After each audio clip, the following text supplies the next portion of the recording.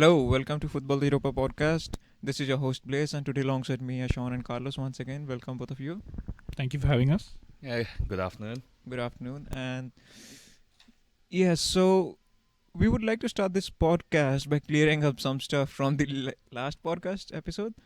So we got some feedback from one of our listeners, and he's the same guy, Prerekala, who sends us very good questions every now and then, and we love to discuss them. So he says on YouTube, guys, defenders and midfielders won Ballon d'Ors before Messi and Ronaldo were even born. Don't discredit them by pushing the narrative that only attackers win awards. They deserved every awards. 10, 20, 30 years from now, we will be remembering Messi's 91 goals in a year and Ronaldo having 50 goals for 6 consecutive seasons. It's not that easy. They achieved feats that will be impossible for anyone to achieve. They both deserved every bit of the awards they won. No midfielder defender had the season to dethrone them. Neuer and Buffon were nominated aside, despite being goalkeepers. It's just that they were too good to not be awarded. So, would you like to start on this, Carlos? Yeah, my main point was, I'm not discrediting them. My main point was for example, take the season in which Messi scored 91 goals. Obviously, because he scored 91 goals, which was a statistical probably impossibility before he did it, is why he won it. But I'm saying, how do you objectively still tell me that Messi is more important than, say, Xavi, Iniesta, Alves, all those players who played for that particular season? I understand he has 91 goals, which makes it which is one aspect you're using to compare it. But in the same way, you cannot say that Xavi and Iniesta, you cannot compare that to Xavi and Iniesta because their job is not to score goals. So my point still, again, I don't mean to discredit them. I understand that what they did over 10 seasons is something that's most likely will never happen again. If that happens again, it'll be great, but I don't think it'll happen again. But again, it doesn't because it's a team game. I'm saying that you really cannot compare two different positions easily. It is very difficult to do that. That's my first main point. The second thing, I don't completely agree on the defenders part. I agree that yes, midfielders have won Ballon d'Ors, but even they have been attacking midfielders. So I mean, basically, if you're an attacking player, you have a better chance of winning the award. I think, to my knowledge, only Cannavaro is the only defender that won before Messi and Ronaldo. Cannavaro himself, in that particular year, he won it because he won the World Cup. He actually did not have a good season. He won it because he won the World Cup. So I think that World Cup helped him win that particular Ballon d'Or award in that particular time. And at that point of time, I think his only competition was Ronaldinho. And unfortunately, Ronaldinho had a very bad World Cup. So I think that helped Cannavaro also win the World Cup. And I think the only goalkeeper that I can think of who won it is Lev Yashin. So I don't think so. A lot of goalkeepers or defenders have won the award. And my point is not that it should be a goalkeeper or defender. If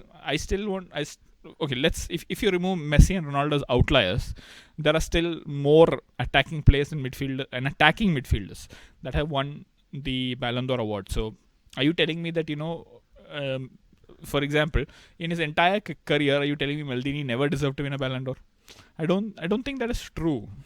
He never even came into top 3. I don't think he's ever come into top 3. You're telling me he literally never deserved to be called a top 3 player at any point of time? He probably did, but the point is, how do you say that Maldini is better than, say, Zidane, for example? How do you, how are you comparing them? You cannot. In my opinion, you cannot compare them. Yeah, so what we think is that even though Messi and Ronaldo deserved each and every award they won in the past 10 years, but we are just saying that you cannot compare two different positions in a year, because it doesn't really matter if a defender isn't scoring goals, because that's not his job. So yes, scoring 91 goals in a year is a phenomenal achievement, but so is keeping, say, 5 or 6 clean sheets in every 10 matches. That's also a phenomenal achievement. But anyway, I think we have cleared it out enough. Anything would you like to add, Sean? Nah, just similarly, just like what Carlos says. I mean, we're not discrediting the feat that Ronaldo, Messi, or any other player has achieved. It's just in terms of award-wise, what what would better define everyone's capabilities as a football player would be the ones in terms of positional, less so when you put it arbitrarily and say player of the year, because there's a sort of measurement to it, but it's much more difficult to quantify something because at the end of the day, football is a team game. Yeah, that's why we pitched the idea that we should rather have a team of the year and get rid of the individual awards, and maybe only keep the positional awards like best attacker, best midfielder, best defender, and best goalkeeper, which would level the playing field for all the players. Anyways, it's a long topic and we can discuss it sometime else. So let's move on to the international break, and there have been some good score lines. And Carlos really wanted to talk about Germany versus Netherlands, so let's start with that. Yeah, I liked that game a lot, particularly the way obviously Netherlands played. Netherlands have a very funny relationship in terms of football.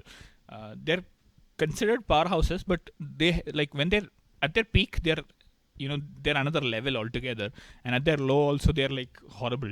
So they've never really they're not. I guess the word is they've never been consistently a superpower, but they obviously had times when they've dominated really, really well. Obviously, the Cruyff era, the Bergkamp era. I think that even in 2010 and 2014, the World Cups, and in between all that, they also have failed to qualify for World Cups and Euros many times in between. So, a very strange team, but clearly they're on the upward trend right now. Probably, I would say maybe just the striking options are not, or their attack is not probably the best or the highest quality that they have, but overall I felt they play really, really well. Though it is difficult to compare them against Germany, who I felt have been very poor and on a steady decline since 2014. I think they should have let go of Joachim Low after 2014 and should have gone with a new manager. I feel they made the same mistake that Spain did with Vicente Del Bosque in 2014. So they should have Joachim Low should have left after the last World Cup, 2018. I meant, but I still feel funny that Neuer is also. I know that Joachim Low has done a lot of good stuff post the 2018 World Cup by removing a lot of the older players and bringing in a lot of new players, but I still would have preferred for Ter Stegen to start over Neuer. I really don't know what he needs to do more to start over Neuer. He's been fantastic, and I felt he should have. Been starting, and overall it was funny to see that Germany playing at home on the back foot so much. Yeah, they lacked confidence. Yeah, even during the last World Cup, it was a bit weird to see that Neuer didn't play for half of the season or maybe all of the season. The entire season almost, and still he was the first. Still he was the starting goalkeeper for Germany, and Neuer, who was a fantastic goalkeeper in that season. Mats. Yeah. You said Neuer by mistake. Sorry, Ter Stegen. He was phenomenal throughout the season, and maybe top 3 of the goalkeepers in the world at that time, and he didn't start a single game, and it's weird. Anyways, do you want to add something, Sean? Or do you want to talk about another game or anything? Yeah, wasn't really following the international football as we much, all hate it, but Pukki is still in form, that's for sure. He scored. Yeah, I saw that goal for Finland, but I was actually keeping track of another game altogether. I was watching the Women's Super League for the break, because the opening game United versus City was the Manchester derby, and fair play to them, fair play to the ladies at City. That was. Would you like to tell us the score? United cleared the goal properly, but what was the scoreline? Banger of a goal. The scoreline was just 1-0 to City at home, but they defended well. It was just a banger of a goal from about just quarter way. They just punted the ball from there, and it just went straight to the top bin. So look, you can't fault a good goal. It was well hit. And yeah, it was amazing defending on both sides, good attacking as well for both women's team. But we better not talk about Siri Takon versus Barcelona. The the good thing about women's football is the fact that if you're a Manchester United fan, at least you have the women's team to cheer about because they're the only ones who are going to win anything against City right now.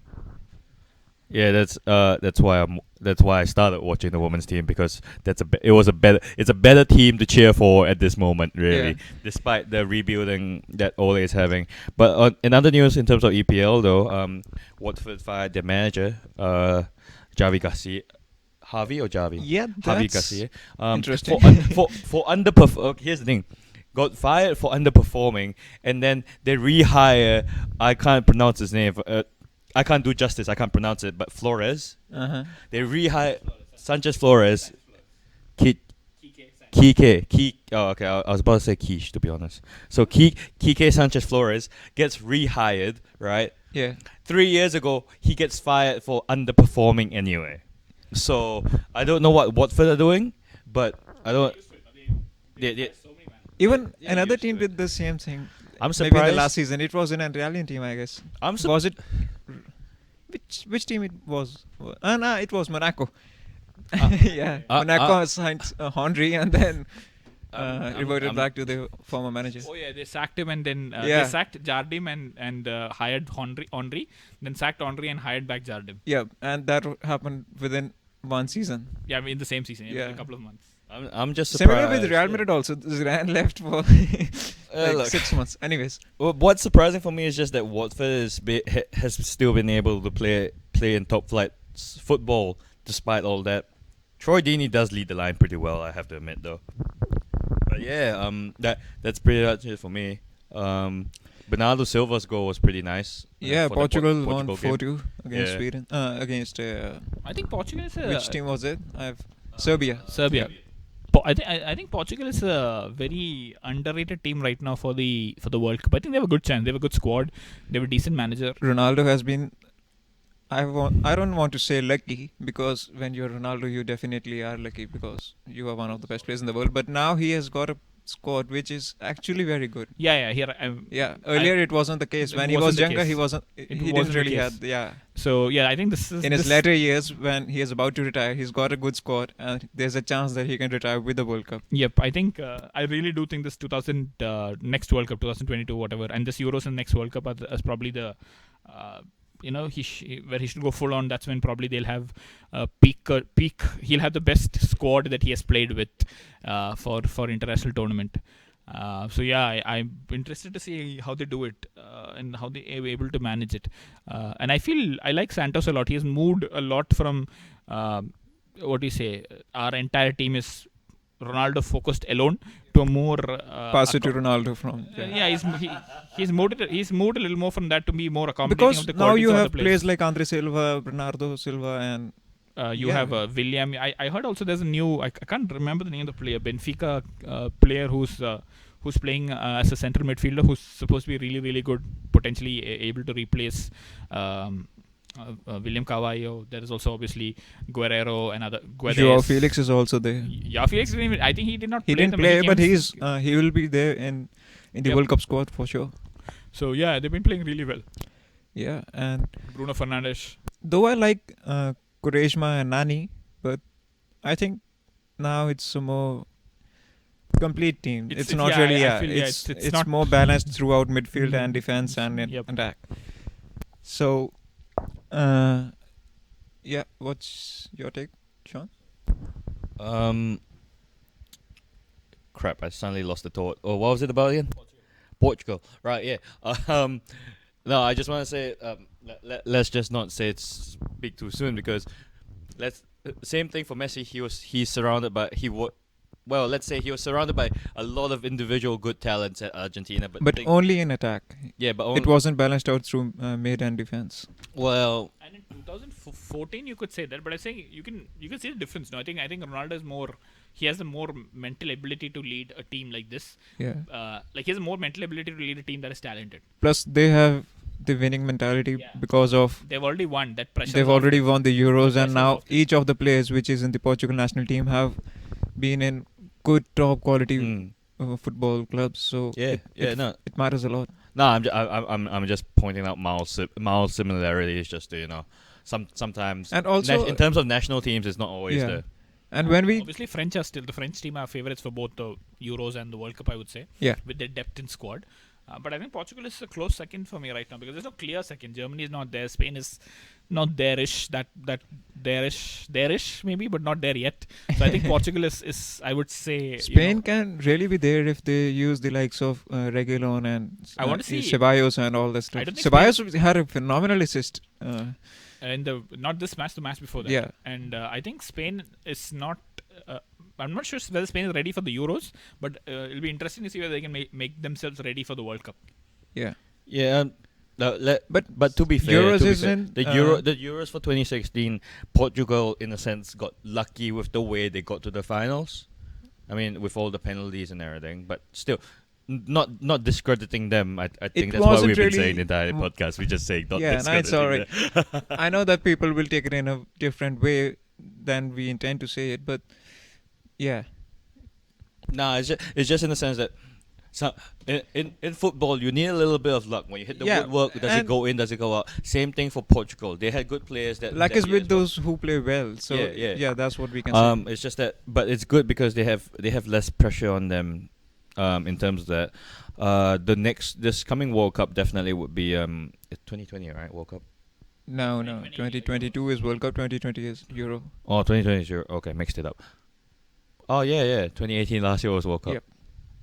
Yeah, it's every 2 years, so I Yeah. just forget which one's alternating. Yeah, it's alright. But yeah, it'll be fun to see what happens if Ronaldo will still stick around for that World Cup.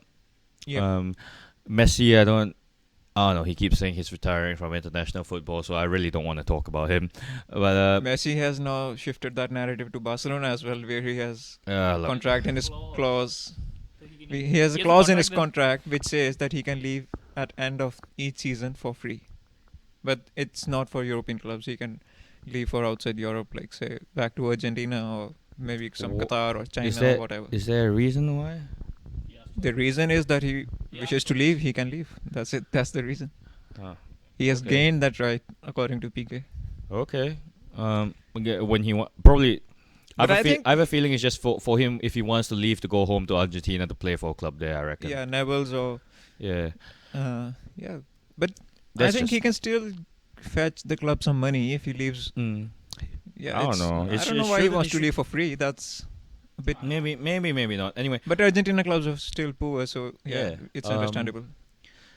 Yeah, it's that's pretty understandable. It was fun to I suddenly forgot what I want to say again.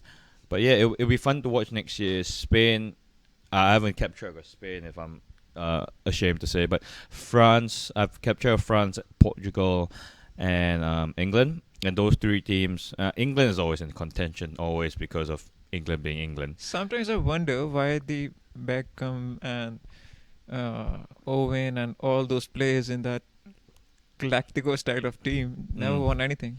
Yeah, It's kind of see, interesting. Same thing sort of applies when it comes to saying Portugal has good players Yeah. and all those other teams as well. But I feel that particular team was never had a well coached Yeah, exactly. with a very good game plan, and I think they struggled very hard to keep Scholes, Lampard, and Gerrard, in the same team together. Yeah. Scholes not so much, I would say, especially when Gerrard and Lampard were at the peak, they just did not know how to play them both. Yeah. I feel like I would have liked to see Mourinho manage the team because he always wanted Gerrard and Lampard to play together. Yeah. So, and I assume because he went for Gerrard and Gerrard did not come to Chelsea, he bought Michael Essien. So I feel that Gerrard would play a little more defensive role. So I mean, obviously it's wishful thinking now, but I would have liked to see Mourinho manage them both Yeah. to see how he would do it. Yeah. Definitely that England team was it's a bit of a shame that they didn't But also they get had their anything. goal disallowed, which was not fair against Germany. Oh yeah, that. Yeah. Goal line technology didn't Uh, exist back then, so Oh well, that's maybe as they say, ifs it's a and shame. buts. Yeah. Yeah. But yeah, it's just going to be exciting to see internet. I don't know how to put it. It's not like World Cups were never not popular, but I feel that the standard of international football. If correct me if I'm wrong. I feel over the past years that standard of international football has been rising to us to be as important as club level. I don't It know was I don't know how to put it. It's not that it wasn't important. It's Yeah. just that it feels that you get more. There are more people talking about it, regardless whether the World Cup is on or not. I don't know. It's nothing. It's I'm not sure where you get what I mean. I have a theory about it. But It's because Messi and Ronaldo haven't won a World Cup, and people want them to win a World Cup to push that narrative that they both are like complete players who can play with any team and win with any team. So that's why there is more discussion from Messi fans and from Ronaldo fans that our player can win the World Cup, which your player can't. Yes, I think Yeah, that so World Cup, that's why World I Cup will think- end the GOAT debate. Yeah, Or yeah, hence I- it will automatically become GOAT. Generally, when I feel that if Yeah. one of them can win the World Cup, That's why they you have all feel the that credentials. it's more being discussed and stuff. But it's World Cup has So I'm not- always so been. I'm not just the only one feeling it. Okay. Now, I'm just telling you that that's the narrative which yeah. puts the debate into that perspective. Yeah, I'm just no. As in all, Like- all past years, all World Cups has always been exciting. It's just that Like last when year, it's I not will World tell Cup you. year, it Yeah, feels that international football has always been, yeah, it's more highly talked about. I think. yeah. And even during the last season, I remember there was a football pundit when Ronaldo scored the hat trick against Spain. He started going off on Messi, saying that Messi is a fraud and he cannot win anything and stuff like that.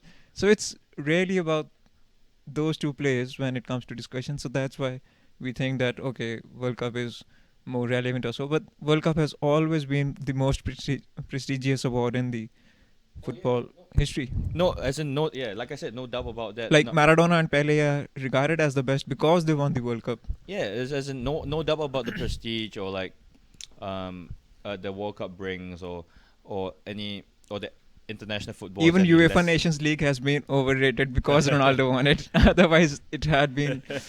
It's not really. It's not friendly, of course. It's a competitive it's a 4-game league. tournament. Yeah, but It's a 4-team tournament. yeah, but it's definitely not as big as Euros or as World Cup or It's- anything. okay. It's more like a 4-team tournament is like say- officiated It's friendly. a 4-team tournament. Ronaldo did not play for any of the initial games. He played only when Portugal qualified for those 4 teams. Yeah, So if the coach doesn't think your best player needs to play for any of those games, it's It's not, more like it's not. You're not really Copa del Rey qualified. type of stuff. It's Like you have it's to play like- those initial games to qualify as the top 4 teams who come into the semi-finals. My point is the coach did not. He did not even select Ronaldo for those games which qualify you for this. He took Ronaldo only after they qualified for this. So my point is that itself shows the level of that competition. Yeah. Again, it is more than It a friendly. was- It is more than a friendly. It is Yeah. less than Euros. It's slightly It's more more than like- it's slightly more than friendlies. Far lesser than Euros and World Copa Cup. del Rey type of stuff. We can say.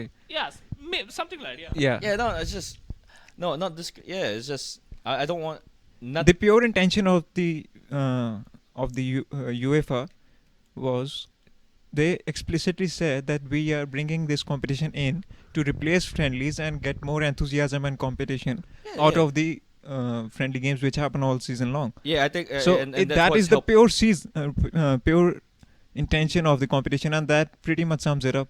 Yeah, but yeah. So I think there seems to be an effort to raise awareness. I think that's the. I'll final tell you point one of- thing. Yeah, There raise will be awareness. no kid dreaming that one day I wish to win the Nations League. No kid Yeah. will think that. Every kid will say, okay, World I want Cup. to win the Champions League, World Cup, Euros, Copa America or some stuff like that. Nations League is not into that category. No, not that. But as in, It's like Europa League for... I think if a person who wants to get into football and like I hope I win the Europa League. No, you don't think no, that. exactly. No, That's the no. point. nah, it's just yeah. It's It just counts as a trophy. It counts as a competitive trophy, but it's not something which you want to win. Imagine somebody doing an interview with Ramos as a kid. What do you want? I wanted to win the Copa del Rey. What? Yeah, No. exactly. Exactly. Yeah, no, it's it's just I think FIFA and UEFA are just making a better effort to raise. Yeah, exactly. That's why I personally find myself watching friendlies more and more. Yeah. I liked what you said about how World Cup helps, like especially when you spoke about Pele and Maradona, Yeah. because players like Stefano and Puskas never come into this conversation because they've never won the World Cup. I don't Never think they played in World the Cup. World Cup. That's the thing. Even though Yeah. they probably have the same kind of records in terms of what Exactly. Pele and Goal of the year is called Puskas. sorry. Goal of the year is called Puskas. So. Goal of the year. Yeah, no, that's for the beauty of the goal. Yeah. It's At least his name's still around. I'm saying, yeah. I'm saying both their names, even though both are attackers, like they don't have any other biases. They both are attackers. They score a lot of goals. They have all that kind of stuff. They won multiple competitions. They've Di Stefano's I think Yeah. won what 5 back-to-back Champions Leagues. All Yeah. that. He's not even considered Super Ballon in the d'Or con- winner. Yeah, he's not. He's actually the Super Ballon d'Or winner, but he's not really considered a goat. Because not a lot of people watched club football back then. True. Like, I'm not saying that club football wasn't popular back then. It was, but not as much as it is now in the mediated world, where outside the particular city, people are watching the same club. And, Only I think and World World Cup Cup was was the only competition which is most televised or most covered. which, what's the word which blurred the boundaries or something like that along those lines. So World Cup was more globally mediated form of competition that It is the time. most covered. And yeah, exactly. So of course, if Pele shined in the World Cup, there was more talk about Pele. Anyways, I think yeah, I don't. If it's any warning to ourselves, is we shouldn't. On the podcast, we shouldn't step on the fact that who's better, Maradona or Pele. we should never really talk about that. Shouldn't, and we stuff. shouldn't It's- go there. No. I just say because you raised It's the again like Messi and Ronaldo and all that stuff. It's Wait. useless. Oh well, but yeah. There's a great statistical chart that I said. Yeah. Um, Yeah, was it? yeah, because we were talking about Messi and Ronaldo at the start. It's a fun goals and assists by age thing.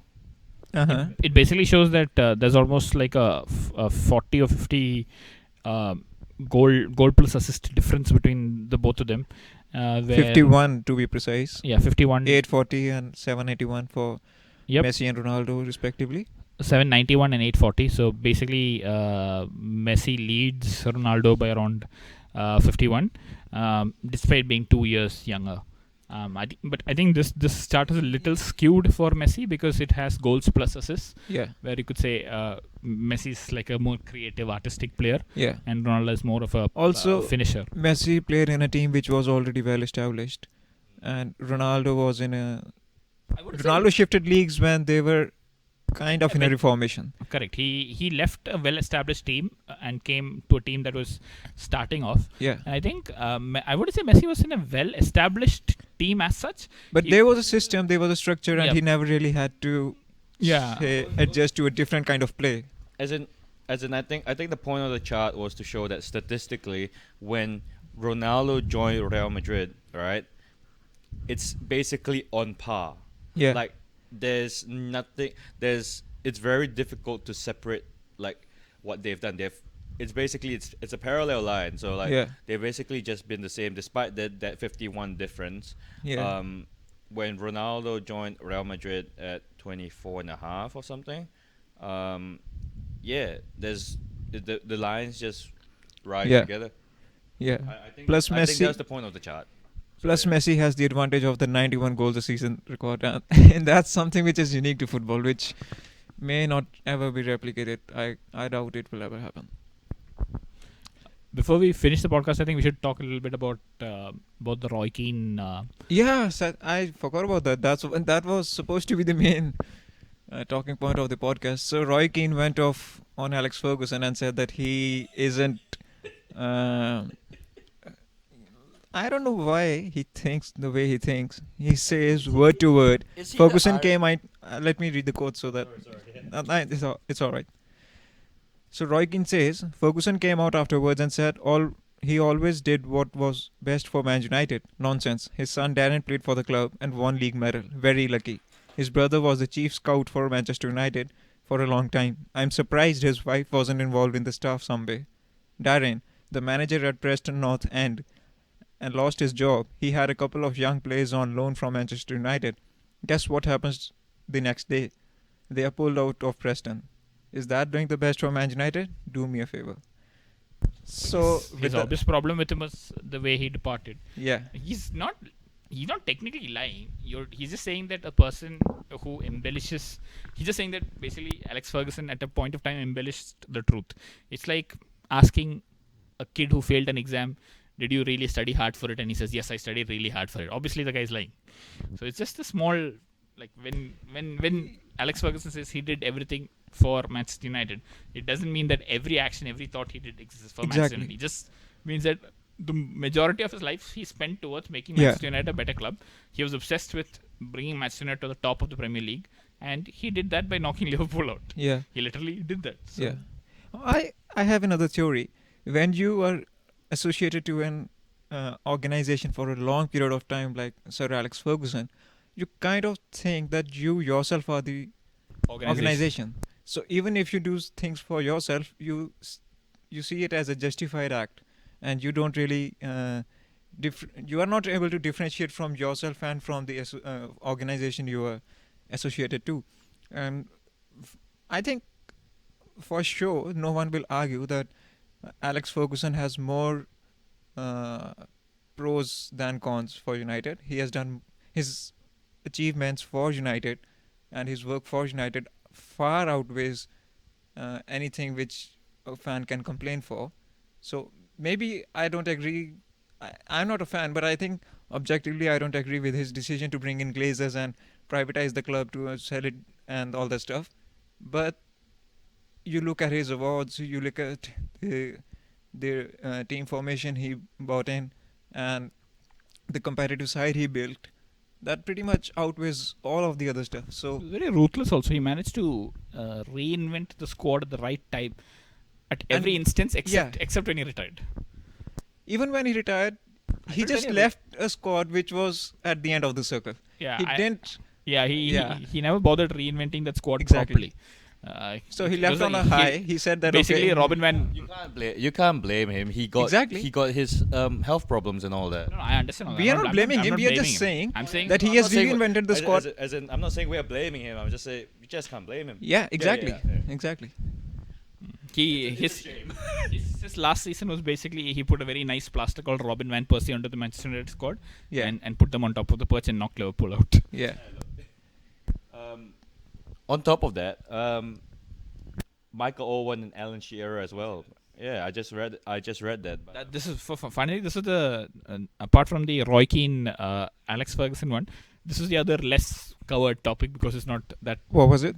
So basically, Michael Owen said that he hated to play at Newcastle United Yeah. with his injury problems and everything, and he felt he was forced to play the last game when he was injured and all Yeah, I that. read that. And It's- I think at that point in time, Alan Shearer was the manager, and he tweeted that he tweeted with a video of Michael Owen talking sometime back, where he said the last 5-6 years of his professional football year, he just couldn't wait to retire because he was sick of it and the injuries and everything like that. And he tweeted that video and laid it and commented something like something like you were earning at that point of time 120 grand a year or something. Yeah, A 140 week, a week, 140 yeah. week. It's kind of a disrespectful act to say that you didn't really want to play and you wanted to retire and still taking that big of a payroll and disrespecting the club at the time. And yeah, I think he realized that in hindsight. I don't think he really thought at that point of time that is how it is. Just as he was always very injured, and he was a very, like, if you remember his kind of play, he was a very pacey player. He needed pace in order to do anything, and since he did not have. Basically, after his injuries, he was afraid that if he ran too fast or anything, he'll pull a hamstring or something like that, and he never did it. So then he moved from that pacey number 9 to that fox in the box kind of player. Yeah. And I think that was not his best attribute. So Yep. maybe. And just to end the podcast on a very objective note, Sidi Takon, which is the women's football team for Real Madrid, lost 9-1 to Barcelona.